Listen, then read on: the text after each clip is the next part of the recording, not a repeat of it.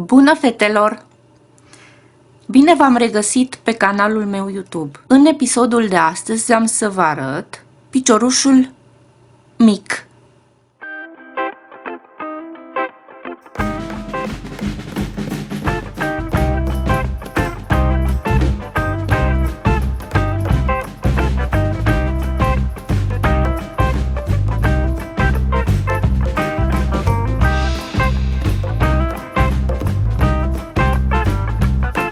La lucru, fetelor!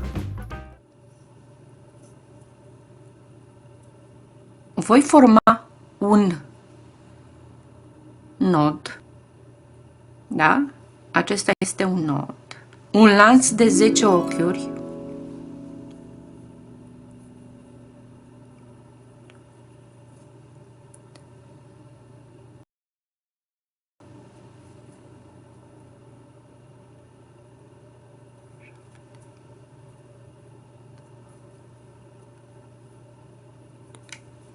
Deci am format un lanț de 10 ochiuri plus 1.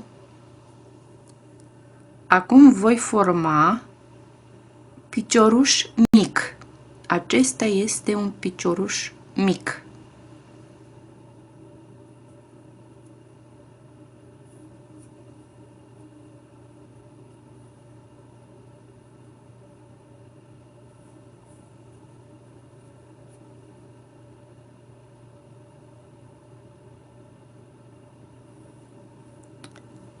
Abonează-te și activează clopoțelul ca să afli când am publicat un nou video interesant.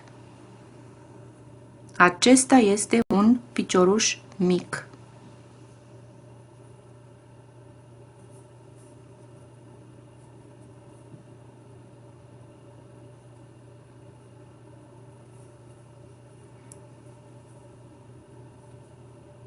Deci ochiul format,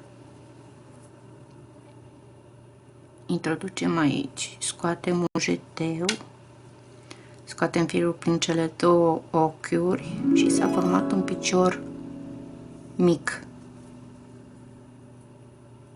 Da?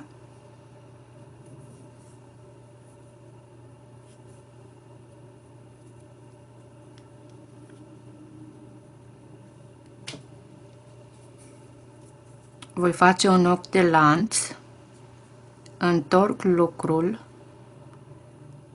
iar aici introduc croșeta și trag un jeteu și formez piciorușul mic.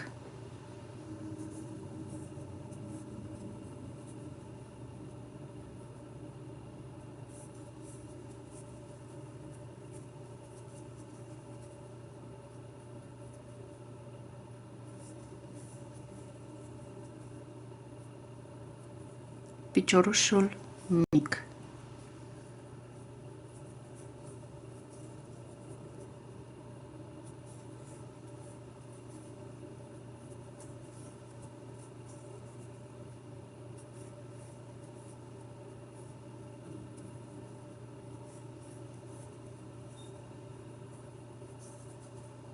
Deci acesta este picioruș mic. Luați așa.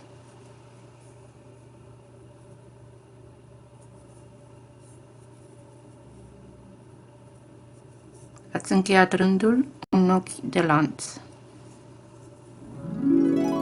Acesta este picioruș mic. Spor la lucru, fetelor, și pe curând!